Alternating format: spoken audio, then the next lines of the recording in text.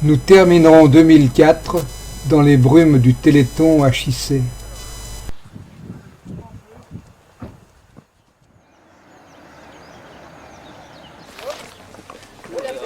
Dans la boîte. Voilà la boîte. Soleil dans les yeux.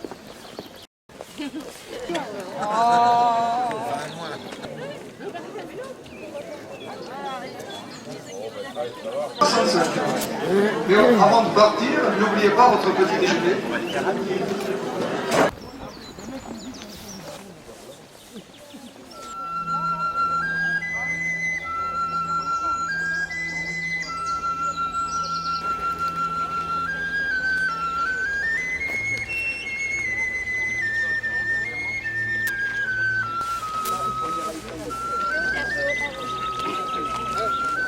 Je crois que je vais me relancer en HDA.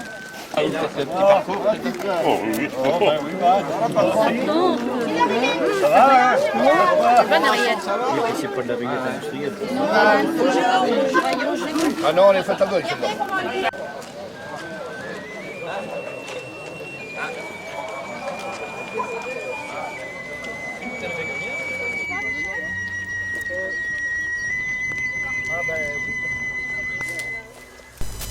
Les sous-bois, tout couverts de pervenches, sont magnifiques.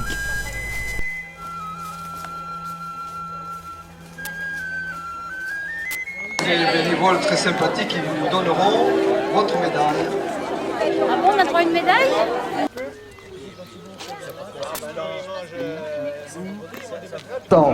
Surtout le club d'Aris. Alors je vais appeler le club de Lucé-le-Mal. Lucé-le-Mal, cycle viennoiserie aujourd'hui pour le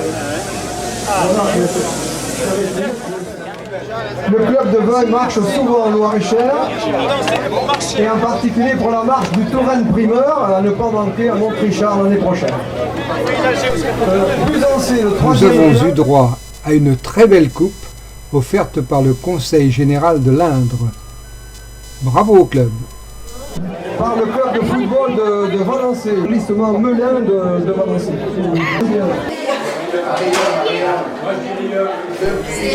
Le petit restaurant au cœur du village est bien sympathique.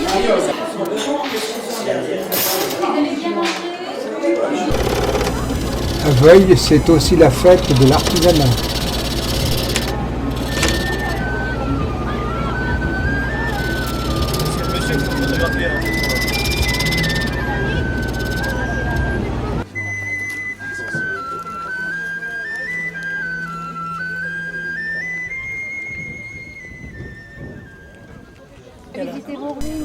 Nous allons maintenant visiter le château, guidé par son propriétaire. Parce que vous prenez en film, attention, vous les trois. Il y aura deux, trois types de visites. Hein. Il y aura visite du chantier. Allez pas trop bousculer, mais les trucs qui sont importants. C'est pour ça que je préfère qu'on rentre par là pour le moment. Hein. Alors il faut savoir que bon, donc la toiture était ouverte complètement il y a encore 3 ans. On l'enlève, ça tout tombe comme un château de cartes. Hein. Alors j'espère qu'il va tenir, mais enfin c'est pris, hein, voilà. Comment? Alors là, donc, là on voit bien, bon, la toiture on est ici. Alors maintenant, la tour ici, dont on voit encore les... D'accord, mais là tu vas faire... Non, bon. Tiens. Et là, c'était pas des mots. C'est pour ça que c'était pour oui. Pour ceux qui ont ça, C'est la cuisine là? Oui. Il reste la cheminée? Oui. C'est la cheminée, les 2 fours. Guidé par le fils de la maison, nous avons même visité les souterrains du château. Pour conserver les aliments. Ça peut paraître étonnant, mais ici il y a un petit trou pour faire les besoins. C'est un peu les cabinets. Ouh, nous sommes perdus, attendez-nous, il fait noir.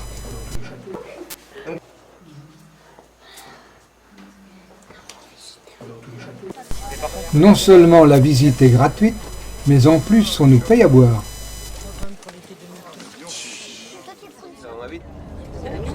Bonheur à ce que je vois, non. Ah oui, et puis bon oeil, parce que là il y aura des oiseaux, donc il faut avoir le bon oeil. Ah ouais. Oui, il est pas intelligent. Comment? Non, non, c'est pas la tour du Berrichon. Non, non, mais il y a un peu de Berrichon. J'ai 3 textes. Calèche Chao. Ça, c'est la calèche. Si, il y en a des choses. En attendant le départ, nous visitons les écuries.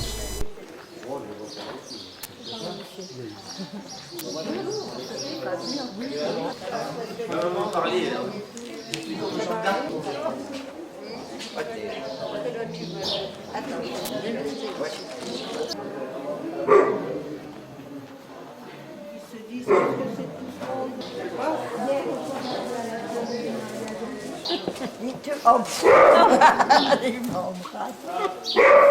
Oh, c'était bon, dit. Oh, on lui lave les mains. Dit. Oh.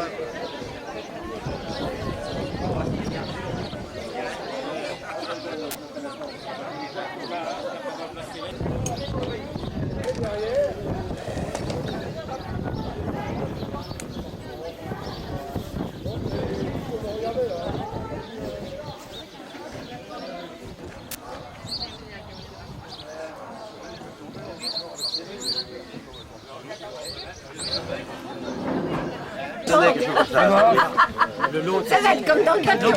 C'est l'autre, c'est pas un jour. Ça va la chance de compter, celui-là. Non, ça fait des murs maintenant.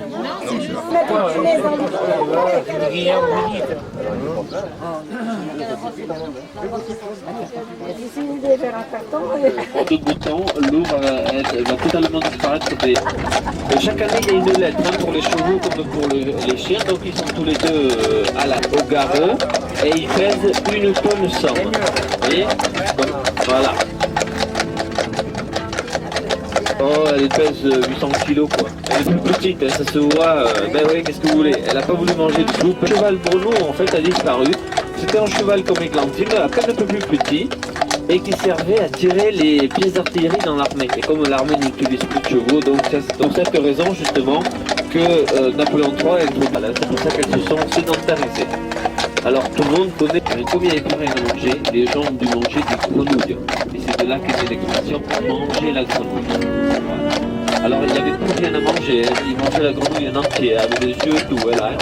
Ah ouais, voilà, ils ne faisaient pas de détails. Hein. Les oiseaux, notamment les cannes, elles nidifient dans les fossés. Voilà.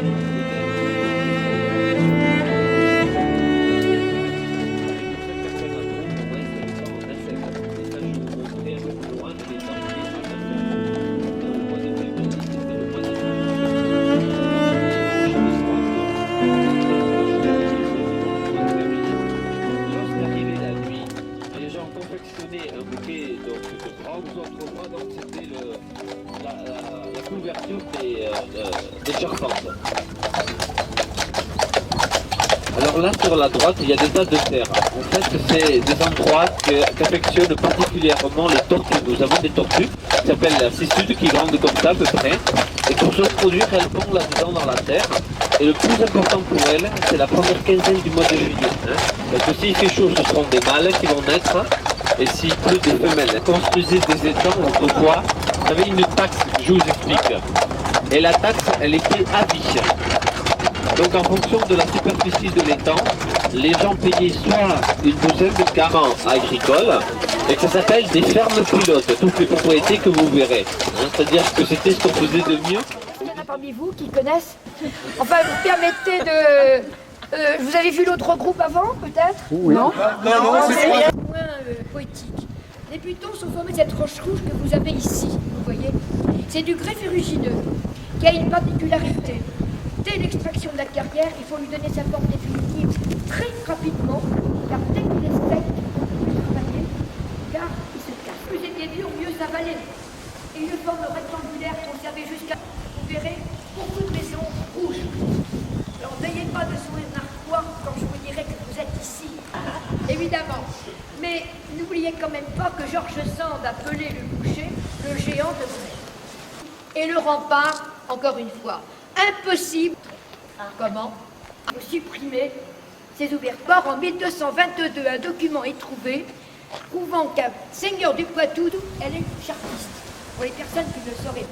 Bon, elle est papier, moi je suis matériel, on sait des pièces de monnaie romaines et quand on sait que les Romains avaient l'habitude, quand ils prenaient possession d'une région, d'ériger une tour de guet sur le point culminant, les gens s'en vont. Eh oui.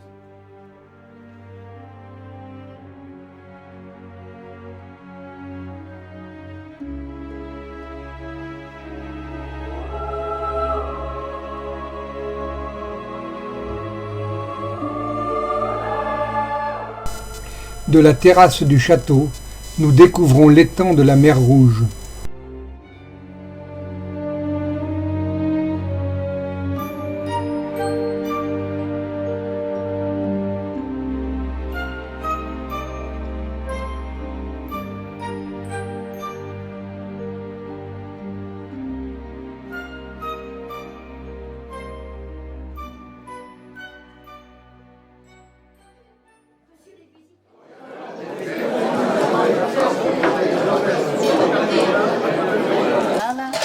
Merci.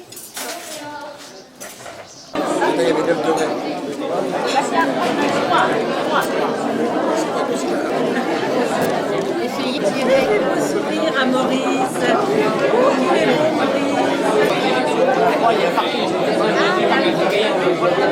Non mais dans les rues, ça se connaît. Sinon, il faut se garer par le On a pu se manger avant que ça fasse. Là, c'est pas chez nous.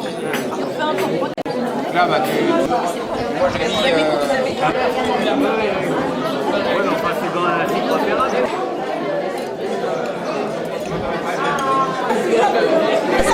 Bernard, as-tu chaud?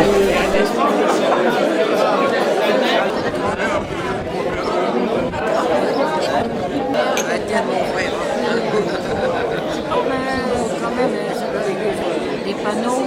Ah oui,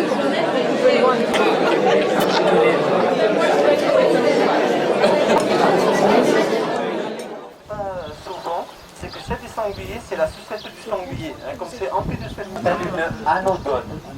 Voilà, ça c'est la molle des étangs ou des plans d'eau, comme vous voulez. Là, j'ai pris un très gros spécimen pour que tout le monde le voit. Hein. Elle mâche. Alors, pourquoi la carpe adore l'anodone? Enfin, non, elle en mange bien. Et ceux qui sont aventurés vous dit que j'étais quelconque.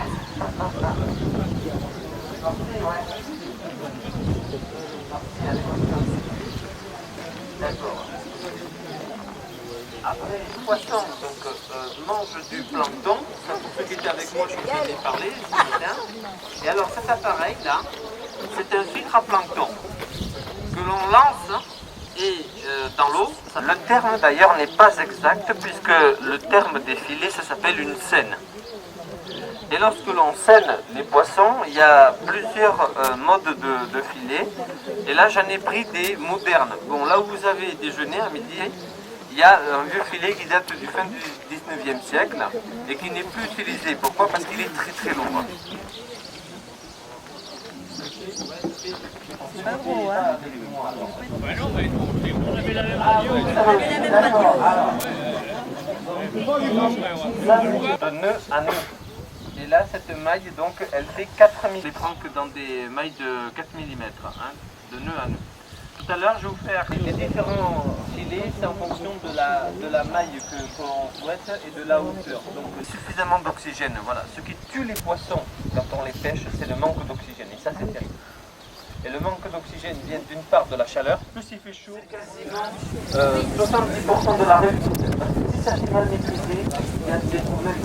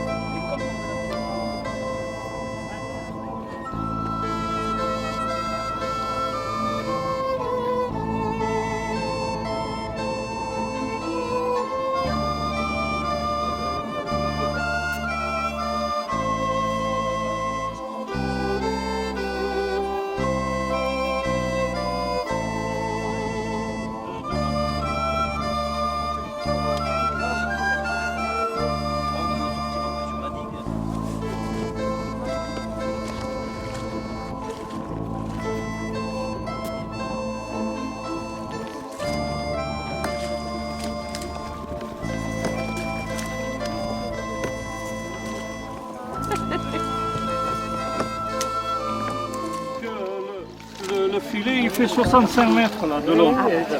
Alors, si des...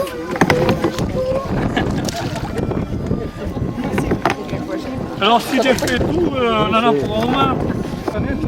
Je suis sûr que les waders ne sont pas assez grandes, ou à peine. Ah oui. L'eau, elle doit arriver en haut des waders. Non, mais un bon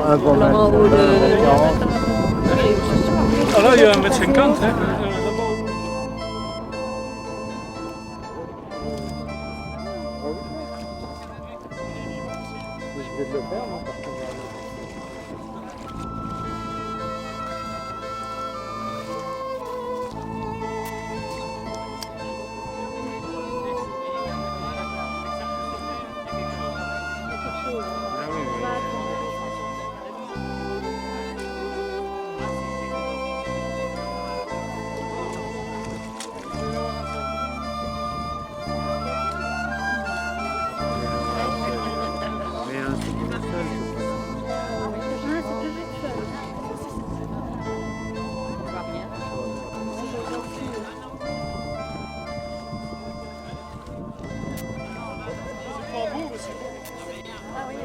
Un petit rouget. Il faut qu'il ressorte. Ah, il est vide. Il est vide, il est il est mieux. 3.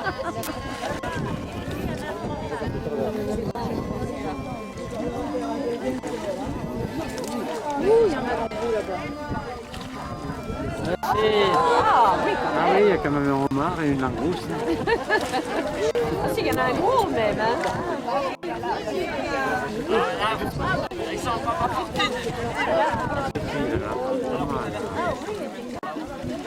Oh, il y en a un qui est gros. Hein.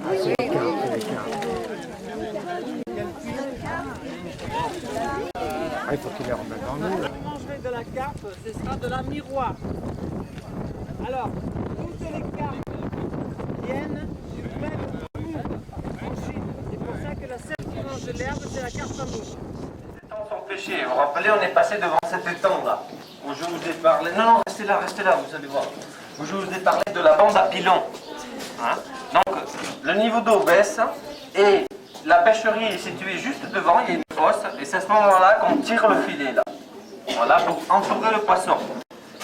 Le poisson est piégé, mais il y en a beaucoup. Alors pour éviter qu'il meure justement par manque d'oxygène, avec des épuisettes, vous voyez, on remplit tout de suite les cuves oranges, et le poisson est amené sur la levée de terre pour être plié. Et après donc, il repart vivant dans des cuves avec de l'eau et de l'oxygène pour être déchargé dans les bassins, hein, là où on a été tout à l'heure.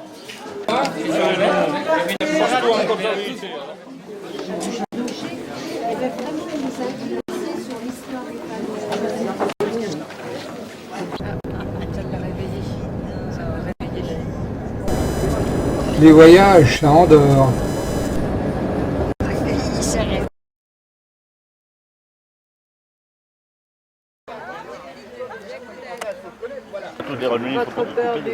Non mais c'est tout. Il s'est dit, puisqu'ils m'ont fait l'honneur de me choisir comme saint patron, je vais aller les voir. Et le voilà parti, il a commencé par la France, forcément. Alors il a commencé par Bordeaux, puis ensuite la Provence, et puis il a remonté la vallée du Rhône, Saône, Beaune c'est pas si mal, et puis le voilà arrivé dans notre beau terrain, dans notre terre ici où il y a tellement de vignes. Maurice, il a mis tout le monde dans le... Ça c'est hyper fort.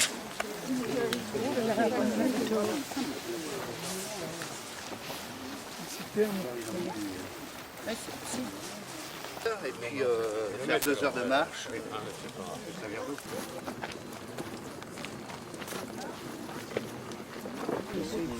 Bah, c'est joli là aussi. Bah, partout. Partout. Hein. Là où il y a des villes, c'est souvent.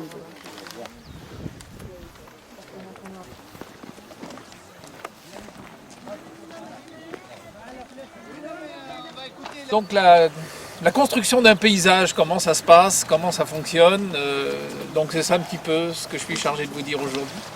Un beau paysage, donc avec des grands horizons, ce qui n'est pas obligatoirement très fréquent dans nos régions. Des coteaux, bon voilà. Une vallée très importante. La vallée du Cher, c'est quand même pas une petite rivière, hein. C'est une rivière qui a quand même quelques centaines de kilomètres de long, 360 je crois, qui vient du Massif central, c'est-à-dire qu'il va nous aussi nous parler un petit peu, on verra ça tout à l'heure, du Massif central. Ça va nous laisser quelques témoignages. Une vallée qui s'est creusée il n'y a pas si longtemps que ça, sur le plan géologique, tout est relatif, hein. Pour nous ça fait un peu beaucoup, 1,8 million d'années construite avec cette belle craie blanche. Vous vous approchez du mur et puis vous regarderez s'il y a des miquets dedans, c'est cette craie là. C'est le tuffeau de Bourret qui est une excellente pierre de construction. Elle est célèbre, hein, le tuffeau de Bourret est connu, je ne vais pas dire pas tout à fait mondialement, mais au moins à l'international est connu. Et vous pouvez retrouver des constructions tuffeau de Bourret très loin. Vous pourrez... Alors, on vous a parlé des cheminées déjà? Non. Pas encore. Vous avez vu des cheminées qui apparaissent?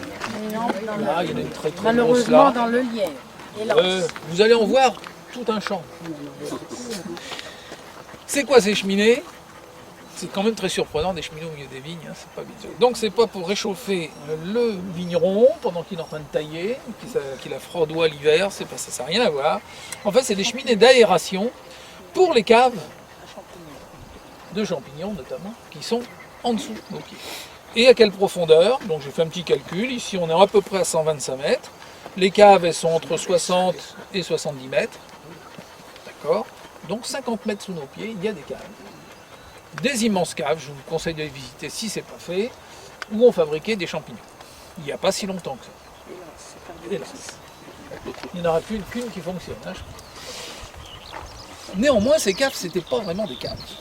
Alors, il y a une visite que vous pouvez faire à Bourg-en-Bresse, je crois, où vous avez à la fois une champignonnière, mais aussi on vous explique comment on taillait la pierre de tuffeau pour faire de la construction. Donc toutes les caves, il faut bien se mettre ça dans la tête, toutes les caves sont bien antérieures à l'activité viticole ou à l'activité des champignons. C'était avant tout des carrières de pierre. Qu'est-ce qui s'est passé? On a ça qui accompagne. Vous en trouverez pas mal. Des oignons, il y en a, on appelle ça des oignons. Des oignons, des figues, des choses comme ça, des petits coquillages. Eh bien, on est simplement dans une mer. La dernière mer qu'on ait eue dans cette époque-ci, c'est une mer qui, alors, mais l'époque romaine, la romaine, c'est juste à côté, on fait déjà de la vigne dans cette région-là. C'est certainement les Romains qui ont amené, disons, le vignoble comme on le connaît aujourd'hui, et ça perdurait parce qu'on a des très bons terrains. S'il faisait froid, la vigne elle crèverait. Voilà, hein. Vous allez sur les bords de la Seine, il y a eu de la vigne de temps en temps, mais ça s'est disparu, il fait très froid. Hein, voilà. Vous avez des questions sur la vigne? Je suis viticulteur de la commune à côté de Montoux-sur-Cher. Je vais vous accompagner tout le restant de la marche pour vous expliquer le travail de la vigne notamment. Voilà. Et puis à midi, on pourra rediscuter. Et vous pourrez déguster mes vins. Et déguster. C'est encore la meilleure façon d'en parler. Hein. Vous êtes beau. Oh, on est beau comme des camions tout neufs.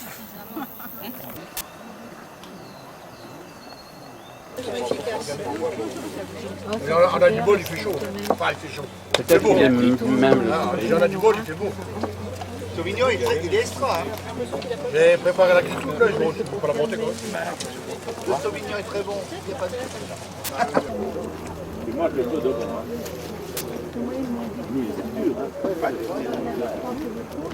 Ah oui, vous savez, quand on en amène deux, on est là, on a peur.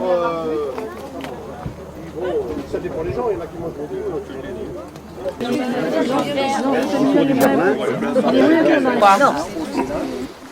Non, je crois que c'est ma copine qui va commencer. D'abord, il faut vous dire qu'on est solognotte. Oh. Très bien. Nous aussi. On vient de la belle Sologne. Mais pas riche. C'est pas loin. Pas riche, la belle Sologne. Voilà, combien vous êtes en gros? Une trentaine? Une quarantaine. 35. Bon, allez, il est classe. Eh bien, cette année-là, le soleil, dès le début d'avril, il est venu faire un petit tour par ici sur les vignes. Oh, puis il a trouvé que c'était bien beau, il a eu envie de rester là. Il a vu tous ces paysans au travail dans les vignes, Il s'est dit, ces hommes sont bien courageux, il faut les récompenser. Alors, il a vagabondé dans les vignes tout l'été. Depuis le mois d'avril jusqu'à l'automne, il est resté là. On le réclamait partout. On le réclamait du côté de Bordeaux, on le réclamait en Alsace, on le réclamait en Bourgogne, on le réclamait sur les coteaux d'Avignon. Rien à faire. Il est resté en Touraine, dans les vignes, là. Alors, si vous aviez vu les grains, oh, les grappes,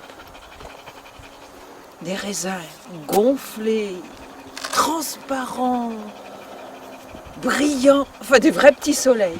Ça promettait une sacrée récolte. Qu'est-ce que le vin allait être bon? Et le soleil était content. Il y a quelqu'un quand même qui n'avait pas trop le sourire. C'était le père Mathieu. Père Mathieu, c'était un brave homme, un brave vigneron, vraiment, puis un bon vigneron. Il aimait sa vigne, vraiment, il aimait ça. Et cette année-là, il est tombé malade. Mais une de ces fichues maladies dont on sait bien qu'on ne s'en relèvera pas. Allons, je te raconte pas d'histoire, là. Tiens, prends encore un verre de ce vin nouveau, il est si bon. Elle a dit oui, elle a pris le verre, mais elle ne l'a pas bu tout de suite, elle l'a posé là, sur la pierre qui dépassait du mur. Puis, elle s'est retournée pour... Mais il y a eu un coup de vent qui a ouvert la porte et soufflé toutes les chandelles.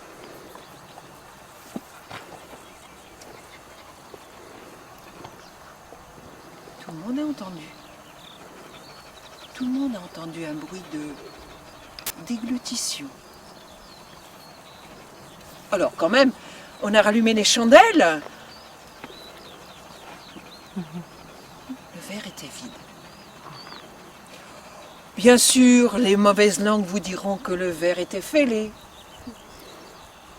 Mais depuis ce jour-là, Jeannette, tous les soirs, elle va au cimetière et elle pose sur la tombe de son père un grand verre du vin de sa vigne. Et tous les matins, le verre est vide. Bien sûr, les mauvaises langues vous diront que certains vagabonds, justement, dorment tout près du cimetière. Mais moi, je vous dirai comme la Jeannette. C'est que Saint-Pierre, dans sa bonté, il a très bien compris que un paradis sans vin pour un vigneron, ça n'est pas le paradis. Et toutes les nuits, il entrouvre la porte du paradis pour que le Père Mathieu puisse venir goûter son vin.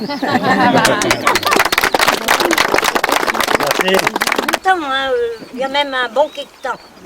D'abord, un peu après Angers, vous voyez, sur la colline, il y avait une petite église qui était jolie, une petite chapelle. Elle était dans le bois, vraiment. Et puis, il y avait un homme qui était venu là pour s'occuper de cette chapelle. C'était le Père Mathieu. Il est venu là avec sa bonne femme, la Méline. Puis il s'occupait bien, vous savez. C'était briqué, c'était nettoyé, tout et tout. Et même, il y avait une bonne vierge qui l'avait mise bien à l'honneur. Parce que, madame, les bonnes femmes, elles venaient la voir, enfin, les filles plutôt, elles venaient la voir, la Sainte Vierge, puis elle y adressait une parole. Notre Vierge du gros ventre, pardonnez à votre servante qui a fauté dans un moment d'erreur. C'est qu'en ce temps-là, vous savez pas quand c'est qu'on fautait, puis qu'on n'était pas passé devant le maison du curé. Vous pensez bien que les évêques, puis les curés, puis tout le tremblement, ils étaient point? Non. Mais pas du tout, parce que, n'est-ce pas, c'était tout de même pas une prière convenable. Eh bien, le Père Mathieu, il disait, moi je m'en fous, quand c'est qu'elles repartent les gamines, à ballon du cœur au ventre, c'est le cas de le dire. Oh, mais il était intelligent, cet homme. Il s'était inventé, comme il avait un peu d'amour pour le canon, vous voyez bien. Il s'était inventé un soulomètre. Il ne l'avait pas fabriqué avec ses doigts. Il l'avait fabriqué dans sa tête. Il disait à la Méline, t'entends bien Méline, mon soulomètre, il me trompe jamais. J'atteins jamais le maître. Dieu sacrament, il disait, ben sûr, que t'atteins point le maître. Oh, il dit l'autre soir, j'étais ben à 99 et demi. Mais j'étais pas au maître. De vous t'entends Méline, quand c'est que j'arriverai au maître, je te permets de me corriger avec ton rouleau à la galette. Ça s'en était rappelé, hein. Mais il n'y arrivait jamais. Oh, mais il était adroit.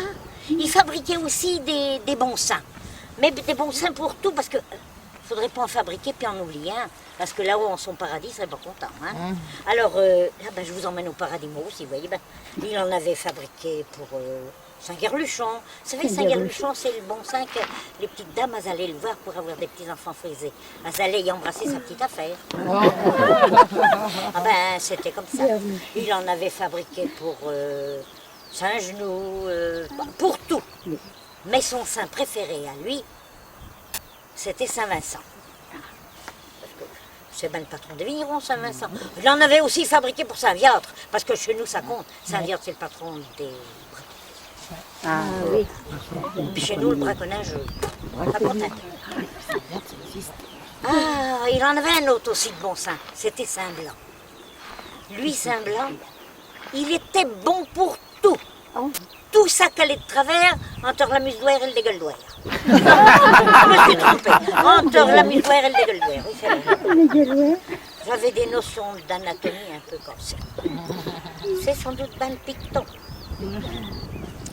Alors là, quand c'est que le monde, il avait quelque chose qui n'allait pas au droit, vous savez, un engorgement de panse ou bien la tripe qui était un peu de travers, tu te prenais un Saint-Blanc, tu faisais une prière, tu étais guéri tout de suite. Il n'y avait pas de trou à la sécurité sociale. Hein. Non, ça allait tout plein. Tout plein bien, tout plein bien.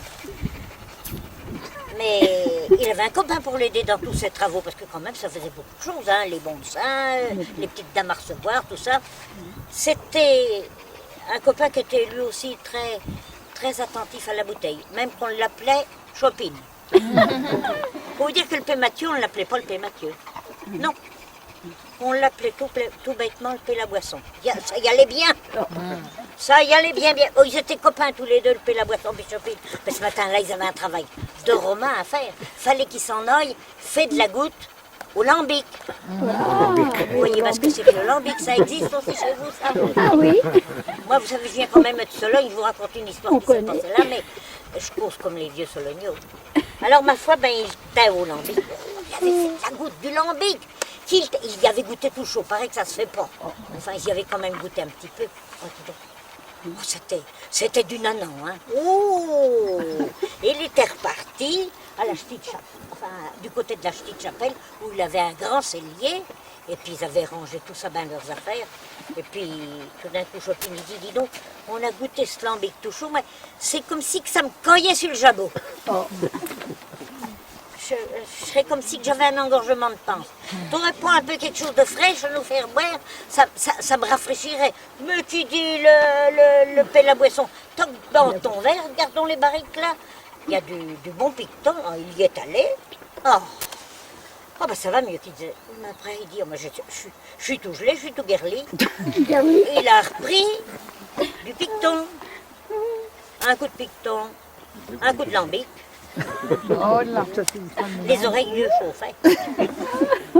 Il les avait bien rouges. Puis je chantais. Un soir, j'en boirons jamais trop. Tout picton, tout rangeau, qui nous saoule et qui nous roule.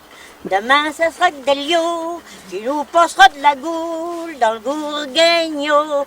La porte s'ouvre bien fort. A dit la Méline, dis donc. Pé la Boisson, t'en des pratiques là. T'as deux petites bonnes femmes, allons grand mal dans le dos, allons le pléon. Vous savez, le pléon, c'est tout ce qu'on est en deux. Hein. Allons le pléon, à son mal, à son mal, elle veut absolument un Saint-Blanc. Un Saint-Blanc. Il y avait bien quelque temps que les mondes, il avait point été malade. Alors, bon, ils n'avaient plus de Saint-Blanc. Ils l'ont regardé partout, dans leur cachette, partout, plus de Saint-Blanc. Qui qu'on va devenir, on n'en trouve plus. Ben Chopin, il dit, je me rappelle, tu sais, ben, la dernière fois, t'as eu un petit lapin qui se sauvait par une boucheture qu'il y avait dans ton toit. On a fourré un Saint-Blanc dedans, c'était juste à mesure du trou. Ils avaient mis un Saint-Blanc dans la crotte de lapin. Oh. Ils étaient encore bien ce jour-là. Et ben en procession, les voilà partis chercher le Saint-Blanc. Le Pé Mathieu, enfin le Pé la Boisson, Chopin. Les deux petites memettes avaient le pléon. Et puis derrière la Méline, mais la Méline. C'était nanti de son rouleau à la tête. Elle n'avait pas oublié ce qu'il y avait dit. Elle l'avait mis dans la poche de sa devanture qui était bien grande, bien profonde. Et puis je vous garantis qu'elle était là. Ça c'est sûr, hein. Elle dit ça, je vais me venger, parce qu'il les triait, hein. Ah oui, quand c'est qu'il avait, quand c'est que le soulomètre était à 99,75, oui, ça m'étonne. La vieille, il les triait. Mais là, elle s'en rappelle. Hein. Ah, elle n'allait pas laisser passer la chose. Alors, il s'en allait. Puis elle priait, je ne sais pas quel bon sac elle priait, mais pour qu'elle puisse arriver à se venger un bras. Il arrive au toit à la part, le fait, la boisson, il tire ben sur le bon sang, il te plein de frotte. Il dit, t'es Chopine, va-t'en le nettoyer là-bas.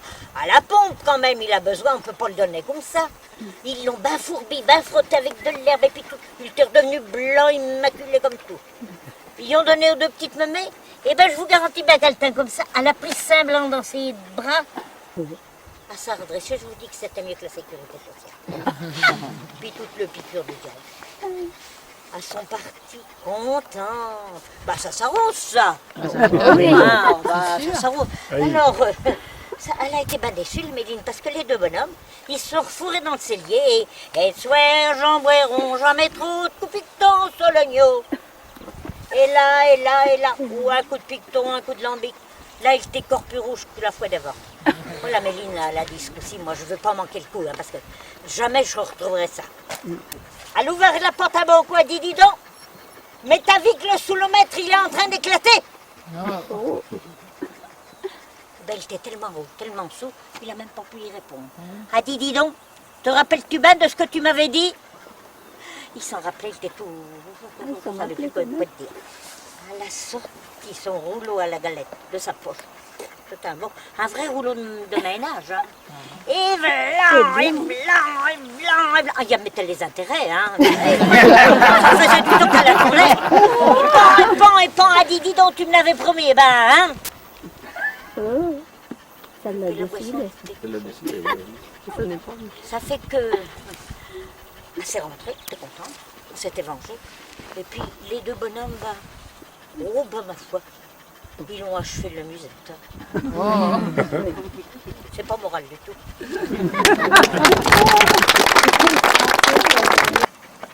Sa pendule et son vin blanc. Faut dire qu'il était aussi sonneur de cloche. Alors, sa pendule, c'est une belle pendule, c'était une belle comptoise dont il avait hérité de la famille, et alors, il s'en occupait bien, il la remontait soigneusement toutes les semaines, et elle ne variait jamais d'une minute, ni en avance ni en retard, si bien qu'il régissait toute la paroisse avec l'heure de sa pendule. Et puis son vin blanc. Alors son vin blanc, c'était aussi un héritage bizarre, mais il y avait un arrangement de famille qui faisait que tous les automnes, son beau-frère devait lui livrer un demi-muit, souvenez-vous, un demi-muit de vin blanc. Et il manquait jamais à sa parole, tous les automnes, il livrait son demi-muit de vin blanc. Oh, c'était pas du bain beau vin, il n'était pas bien engageant, hein. Il était un peu trouble. Ah oui, mais quand on allait jusqu'au fond du verre... C'est pas de la piquette. Il y avait un petit goût de reviens-y, quoi. Puis on y revenait volontiers. On y revenait. Et puis donc, d'ailleurs, le sacristain, il en faisait largement profiter ses copains. Surtout le boulanger et le tailleur qui habitaient tout près de chez lui, là. Ils passaient des bonnes soirées ensemble autour du petit vin blanc, là. Oui, mais voilà, cette année-là, au mois de mai, la lune rousse, elle n'a pas seulement roussi les bourgeons de la vigne, elle a tout brûlé. Alors cette année-là, évidemment, la récolte n'était pas fameuse et le demi-muit de vin est devenu un demi-cartron. Alors quand on en a si peu, c'est difficile d'en faire profiter les copains, si bien que notre sacristain, il a oublié d'inviter ses copains. Les copains, ça leur allait pas très bien. Un soir, il fait griller des châtaignes et quand on mange des châtaignes, bien sûr, on boit avec. Donc, il prend son pichet, puis il ouvre sa lucarne là pour descendre à la cave. Et à ce moment-là, le tailleur regarde par la fenêtre. Il dit, c'est le moment. Il est allé chercher son copain boulanger et comme par hasard, juste au moment où notre sacristain remontait de la cave avec sa chopine, ils ont toqué à la porte. Il les a bien reçus, bien sûr. Les copains, il n'allait pas les mettre à porte. Il leur a dit, justement, oui, je me disais qu'il fallait bien que je vous invite un de ces soirs. Allez, entrez, et puis on va boire un coup ensemble. Et puis il a remis des châtaignes à griller. Et quand on mange des châtaignes, il faut boire. Alors, quand la chopine a été vide, il est redescendu à la cave. Elle faisait juste une pinte, sa chopine. Il est redescendu remplir sa chopine, une pinte. Il a remonté une pinte. Et puis ils ont mangé des châtaignes, puis ils ont joué aux cartes, et puis ils ont bavardé, et puis la chopine s'est trouvée vide. Alors, oui, je dis chopine, mais en fait, c'est pas une chopine, hein, c'est un pichet qui contient une pinte. Hein, souvenez-vous, une pinte. Et il est redescendu un certain nombre de fois à la cave. Au bout de la 4e, ma foi, il comptait plus. Hein. Et puis la nuit s'est avancée, Et puis tout d'un coup, notre sacristain, il a regardé sa pendule. Oh non.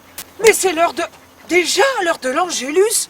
Vous ne m'auriez pas dit que la nuit était passée si vite. Les deux autres disaient, oui, c'est vrai, la nuit est pas... Mais il n'a pas eu le temps de les écouter, il a sauté sur... Il a été chercher la clé de l'église, il la trouvait pas, il s'est pris les pieds dans une chaise, il a traversé la place, il s'est étalé 2 fois au milieu de la place, il trouvait plus le trou de la serrure de l'église, enfin... Il a réussi à ouvrir et il s'est pendu après les cordes et il a carillonné l'Angélus. Il était grand temps, hein, il allait être en retard. Il a carillonné l'Angélus et puis le premier coup de la messe. Première fois de sa vie qu'il allait être en retard. Et puis il est ressorti de l'église, il a rencontré monsieur le curé qui boutonnait sa soutane à toute vitesse. Il a dit, mais t'es pas fou! Mais enfin, qu'est-ce qui te prend de carillonner l'Angélus au milieu de la nuit? Ça, monsieur le curé, au milieu de la nuit. Ma pendule, elle n'a jamais menti. Ma pendule, c'est l'heure de l'Angélus. Et voilà des volets qui commencent à s'ouvrir autour de la place et des gens qui regardent le ciel, qui lisent les étoiles, qui disent, mais qu'est-ce qu'il lui prend au sacristain? Il est 2h du matin. Monsieur le curé qui sort sa montre et qui dit, il est 2h05 à ma montre. Monsieur le curé, c'est pas possible, venez voir ma pendule. Elle m'aurait pas fait ça. Monsieur le curé rentre chez le sacristain et... La pendule indiquait bien qu'il était 7h30 passé l'heure de l'Angélus. Et il y avait les 2 compères là dans le coin qui riaient sous cap. Alors monsieur le curé les a confessés et ils ont avoué que à chaque fois que le sacristain était descendu à la cave, ils avaient avancé la pendule d'une demi-heure. Alors maintenant, messieurs, dames, vous allez continuer la promenade en calculant combien de fois ils sont descendus à la cave.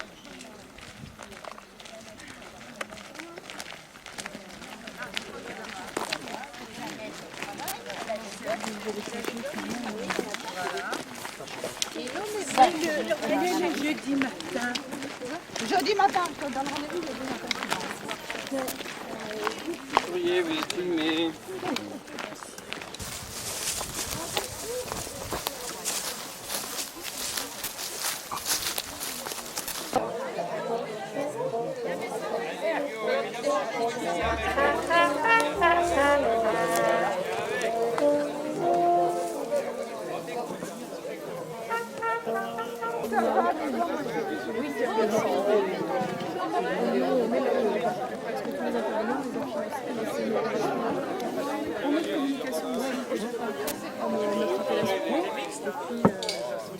Ça va pas là, spécialement.